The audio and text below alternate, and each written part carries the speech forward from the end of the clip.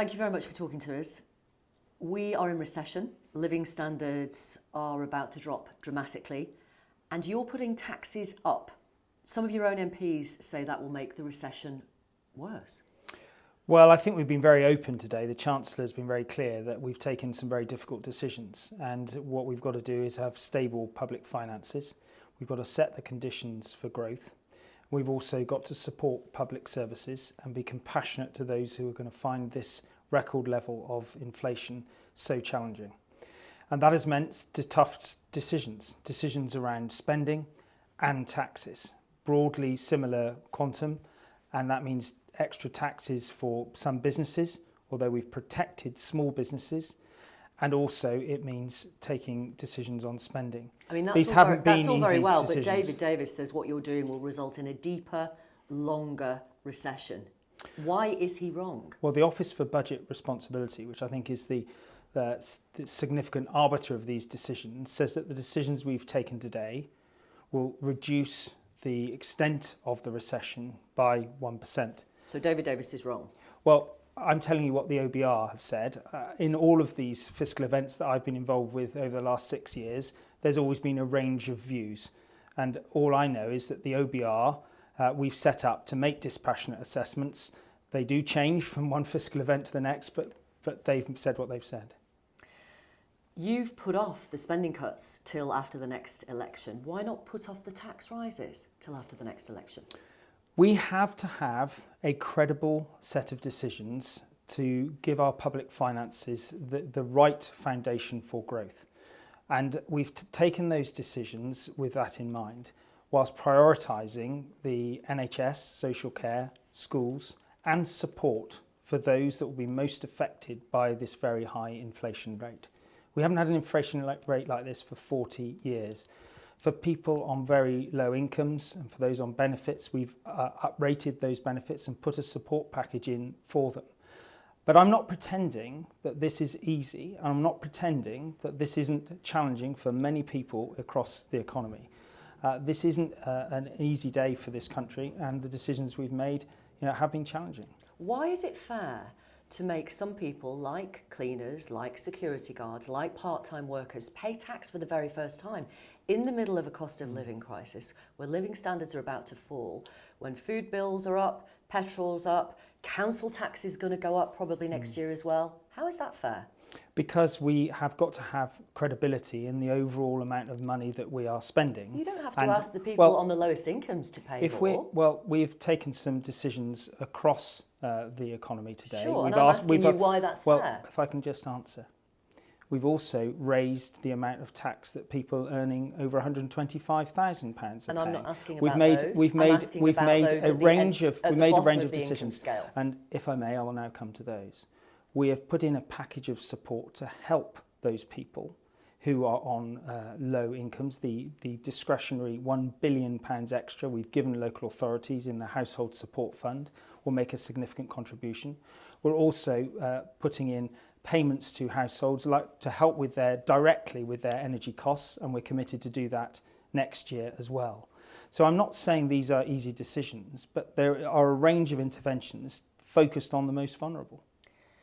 Under Conservative government since 2010, there will have been 2 lots of austerity announced, weak growth, flatlining productivity. The UK is the only G7 economy not to have recovered from the pandemic in terms of the level of GDP. Biggest fall in living standards next year since records began. Why should anyone trust anything you say about the economy ever again? Well, I think most people understand that less than 3 years ago we won a general election, but 4 months later. I'm talking about from 2010. Well, I'm talking You've been about. in power for 12 years. I'm talking about the fact that we have had 4 months after a general election a pandemic that we hadn't had for 100 years. And I'm going to pause you there, if I may, Mr. Glen, because from 2010 we've had weak growth under consecutive Conservative governments. We've had flatlining productivity under consecutive Conservative governments.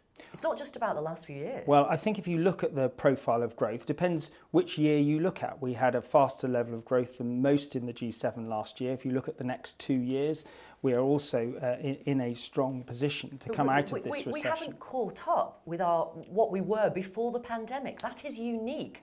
amongst G7 countries? I think the combination of the impact of the pandemic on our public finances, as well as the implications of what Putin did in Ukraine in terms of the disruption to the wholesale energy market, have had an enormous impact. Yeah, and if if you're going to mitigate that meaningfully, and we're putting £60 billion worth of support to help people deal with that unprecedented increase in their energy bills, that is going to be challenging. And today what we've done is set out a balanced set of decisions around extra taxes across businesses and individuals, as well as spending decisions to lay the foundations for growth. But we've also recognised that growth is the key to move forward, and therefore we've protected R&D spending, we've put reliefs in for small businesses in business rates, and we've done a lot too to preserve the investment in infrastructure, which is also at a level very different to it was when we came in 2010. I wonder if you could help our viewers understand the UK's projected debt levels compared to Canada, France, the US, Japan are much lower. We're actually near the bottom of the pack. Yet you're putting taxes up and they're not. If you're being honest with our viewers, this is a political choice, isn't it? You don't have to do it like this. Well, I think we saw during the period immediately after the mini-budget, the issue of when you borrow and the markets don't respect that you have a plan. And so that's an overt acknowledgement from this government that the mini-budget has definitely made things the Prime worse. Minister and the Chancellor said that when they came in. They said mistakes were made, and within 3 days, the Chancellor corrected those mistakes. So why is it fair that you are asking voters to literally pay for the mistakes of Conservative leaders? No, what I was explaining, you were asking me about the profile of debt amongst similar countries. What I was explaining to you is that what we need to have is sound public finances and convince the markets that we, the British government, understand the profile of expenditures going forward and how much borrowing and debt that we're prepared to take on to get us through this crisis. But the major challenge that we face as a country and as an economy is inflation. We have got to deal with that inflation urgently. And as I said, the OBR recognised that the measures we've taken today will reduce the intensity of that recession that we're now in. There's also going to be a lot more immigration, an extra 70,000 migrants on top of what we already have each year. Now, some people who voted for Brexit believed that control of immigration meant it would come down, not go up. Well, I think we've this year seen 140,000 people come in from the Ukraine, facing very, very difficult circumstances. We have skilled visas to allow people to fill gaps that we have in the economy. But I also recognise that the pandemic has changed the workforce and the profile of people of working age who are not working.